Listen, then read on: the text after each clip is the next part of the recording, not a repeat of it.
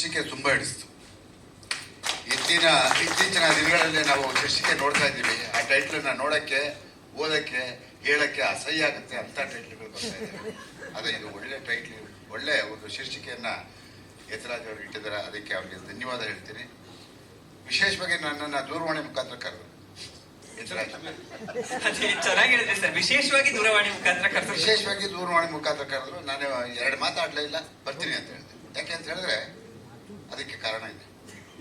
ರಾಜ್ಕುಮಾರ್ ಅವರು ಅಪಹರಣ ಆದಂತ ಸಂದರ್ಭದಲ್ಲಿ ಹಳೇ ಚಲನಚಿತ್ರ ವಾಣಿಜ್ಯ ಮಂಡಳಿ ಇತ್ತು, ಹಳೇದು, ಈಗ ಹೊಸ ಬಿಲ್ಡಿಂಗ್ ಆಗಿದೆ. ಅವಾಗ ಕಾಂಪೌಂಡ್ ಇತ್ತು, ಅಲ್ಲಿ ಸಿಕ್ಕಾಪಟ್ಟೆ ಜನ ಸೇರಿದ್ದಾರೆ. ನಂದೇ ನಾಯಕತ್ವ, ಅಲ್ಲಿ ಎಲ್ಲಾರನ್ನೂ ಶಾಂತಿ ಮಾಡ್ತಾ ಇದ್ದೀನಿ. ಎಲ್ಲಾರನ್ನೂ ಶಾಂತಿಯಾಗಿರಿ, ಅಣ್ಣವ್ರು ಬರಬೇಕು, ನಾವು ಶಾಂತಿಯಾಗಿರ್ಬೇಕು ಅಂತ ಹೇಳ್ಬಿಟ್ಟು ಎಲ್ಲಾರನ್ನೂ ಬಹಳಷ್ಟು ಬೇಡ್ಕೊಳ್ತಾ ಇದ್ದೀನಿ.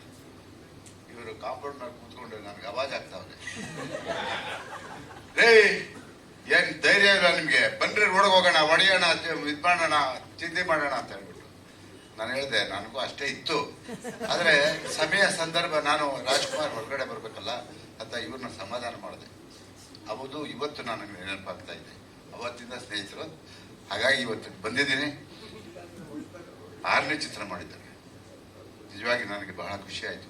ಒಬ್ಬ ಪತ್ರಕರ್ತನಾಗಿ, ಸಾಮಾನ್ಯ ಮನುಷ್ಯನಾಗಿ ಇವತ್ತು ಅವರು ಒಂದು ಮಾತು ನೆನೆಸ್ಕೊಂಡ್ರು, ಅವರ ಯಾರನ್ನ, ಟೀಚರ್ಸ್ನ. ನಿಜವಾಗಿ ಖುಷಿ ಆಯ್ತು. ನೋಡಿ, ಇದು ಮಾನವೀಯತೆ ಮತ್ತೆ ಅವರ ಇರೋ ಗುಣ ಅಂದ್ರೆ ಇದು ಮನುಷ್ಯನಿಗೆ ಬೇಕಾಗಿದೆ. ಯಾರನ್ನೂ ಮರಿಬಾರ್ದು ಅನ್ನೋದಕ್ಕೆ ಇವತ್ತು ಯತಿರಾಜು ಈ ವೇದಿಕೆಯಲ್ಲಿ ಸಾಕ್ಷಿಯಾಗಿದೆ. ಹಾಗೆ ನಾನು ಇವತ್ತು ಮಧ್ಯಾಹ್ನ ಅವರಿಗೆ ದೂರವಾಣಿ ಮಾಡಿದೆ, ನಾನು ಕಾರ್ಯಕ್ರಮಕ್ಕೆ ಬರಲ್ಲ ಅಂತ. ಯಾಕೆ ಅಂತ ಹೇಳಿದ್ರು, ನೀವು ನಮ್ಮ ಚಲನಚಿತ್ರ ವಾಣಿಜ್ಯ ಮಂಡಳಿಯಲ್ಲಿ ನೀವು ಸದಸ್ಯತ್ವ ಹೊಂದಿಲ್ಲ, ಇದು ನನ್ನ ಒಂದು ಧ್ಯೇಯ, ನನ್ನ ಸ್ವಾಭಿಮಾನ. ಹಾಗಾಗಿ ಯಾವುದೋ ಒಂದು ಕನ್ನಡ ಚಲನಚಿತ್ರ ವಾಣಿಜ್ಯ ಮಂಡಳಿಯಲ್ಲಿ ನೀವು ನೋಂದಾಯಿಸಿರೋದ್ರಿಂದ ದಯಮಾಡಿ ನಾನು ಬರೋದಿಲ್ಲ, ಕ್ಷಮಿಸ್ಬೇಕು ಅಂತ ಹೇಳ್ಬಿಟ್ಟು ಹೇಳಿದೆ. ಕ್ಷಮಿಸಬೇಕು ಅಂತ ಹೇಳಿದೆ. ಯಾಕೆ ಅಂತ ಹೇಳಿದ್ರೆ ನನ್ನ ನಿರ್ಧಾರ. ಯಾಕೆ ಅಂತ ಹೇಳಿದ್ರೆ 85 ವರ್ಷದ ಇತಿಹಾಸ ಇದೆ ಅದಕ್ಕೆ, ಆ ಚಲನಚಿತ್ರ ವಾಣಿಜ್ಯ ಮಂಡಳಿಗೆ.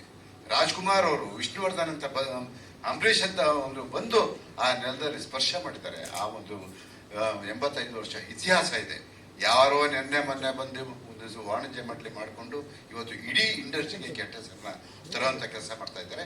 ಹಾಗಾಗಿ ನಾನು ಆ ಯಾವುದೇ ಬೇರೆ ವಾಣಿಜ್ಯ ಮಂಡಳಿಯಲ್ಲಿ ರಿಜಿಸ್ಟರ್ ಮಾಡಿದ್ರೆ ನಾನು ಹೋಗಲ್ಲ ಅಂತೆ. ಅವರು ಒಂದು ಮಾತು ಹೇಳಿದ್ರು, ದೊಡ್ಡ ಮಾತು. ನಿಜವಾಗಿ ನನಗೆ ಖುಷಿ ಕೊಡ್ತು. ಏನಂದ್ರೆ, ನಿಮ್ಗೆ ಏನ್ ಅನ್ಸುತ್ತೋ ಅದನ್ನ ಮಾತಾಡಿ ಅಂತ.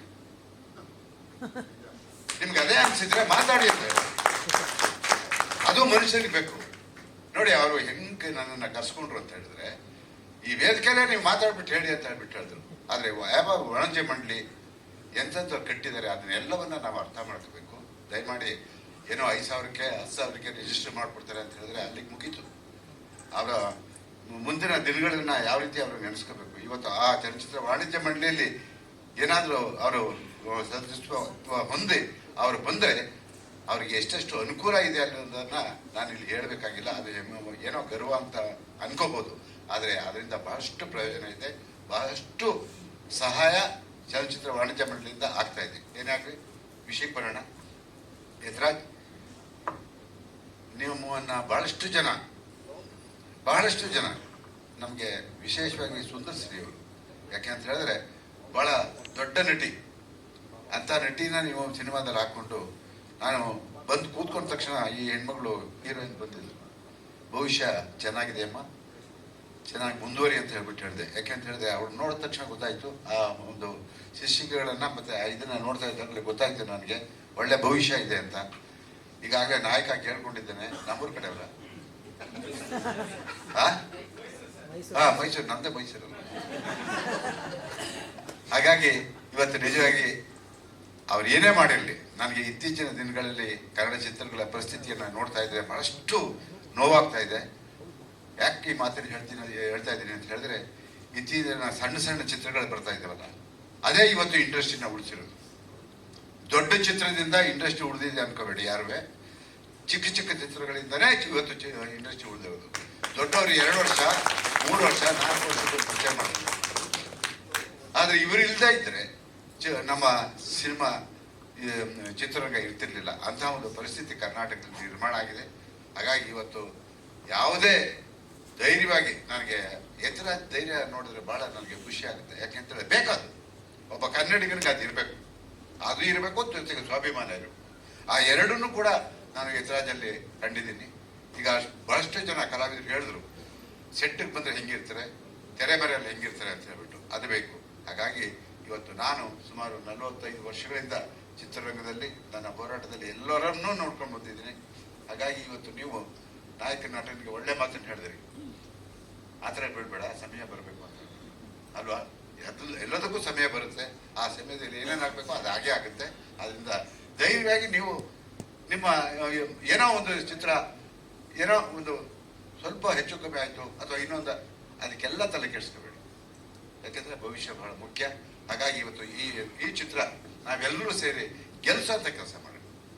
ಇವತ್ತು ನನ್ನ ಮಾಧ್ಯಮದವರು ಇದ್ದಾರೆ, ಅವ್ರು ಯಾವತ್ತೂ ಯಾರನ್ನೂ ಕೈ ಬಿಟ್ಟಿಲ್ಲ. ಒಳ್ಳೆ ಚಿತ್ರ ಮಾಡಿದರೆ ಖಂಡಿತ ಜನ ಸ್ವೀಕಾರ ಮಾಡ್ತಾರೆ, ಅದರಲ್ಲಿ ಎರಡು ಮಾತಿಲ್ಲ. ಹೇಳ್ತಾರೆ, ನೀವು ಹೇಳಿದ್ದೀರಾ, ನೀವೇ ನಿಮ್ಮ ಬಾಯಿಂದ ಹೇಳಿದ್ದೀರಾ, ನನಗೆ ತೃಪ್ತಿ ತಂದು ಕೊಟ್ಟಿದೆ ಈ ಚಿತ್ರ ಅಂತ ಹೇಳ್ಬಿಟ್ಟು. ಹಾಗಾಗಿ ನಿಮ್ಮನ್ನ ನಾವು ನಂಬಿಕೊಂಡು ಚಿತ್ರಮಂದಿರಕ್ಕೆ ಬರ್ತೀವಿ. ಇದು ನನ್ನ ಪ್ರೇಕ್ಷಕರಿಗೆ ನಾನು ಮನವಿ ಮಾಡ್ಕೊಡ್ತೀನಿ, ಹೊಸಬರಿಗೆ ಅವಕಾಶ ಕೊಡಿ ಅಂತ ಹೇಳ್ಬಿಟ್ಟು ಮತ್ತೊಮ್ಮೆ ಈ ಚಿತ್ರತಂಡಕ್ಕೆ ಮತ್ತು ವಿಶೇಷವಾಗಿ ಗೆಳೆಯ ಎತ್ತರಾಜ್ಗೆ ಒಳ್ಳೆಯದಾಗಲಿ, ಶುಭವಾಗಲಿ.